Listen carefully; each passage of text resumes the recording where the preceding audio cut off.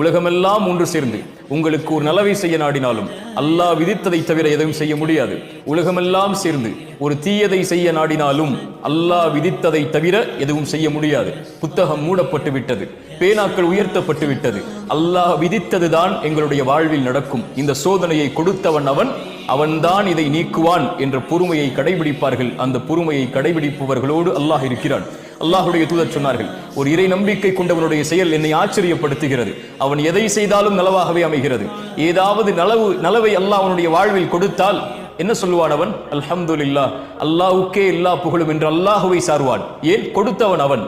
ஏதாவது சோதனையை அல்லாஹ் கொடுத்தால், சிரமத்தை கொடுத்தால், கொடுத்ததை அல்லாஹ் எடுத்து விட்டால், ஒரு உறவை கொடுத்து அல்லாஹ் எடுத்தால், ஒரு செல்வத்தை கொடுத்து அல்லாஹ் எடுத்தால், ஒரு சுகத்தை கொடுத்து அல்லாஹ் எடுத்தால், ஒரு வாழ்வை கொடுத்து அல்லாஹ் எடுத்தால், ஒரு கண்ணியத்தை கொடுத்து அல்லாஹ் எடுத்தால், அவன் பொறுமையோடு இருப்பான்.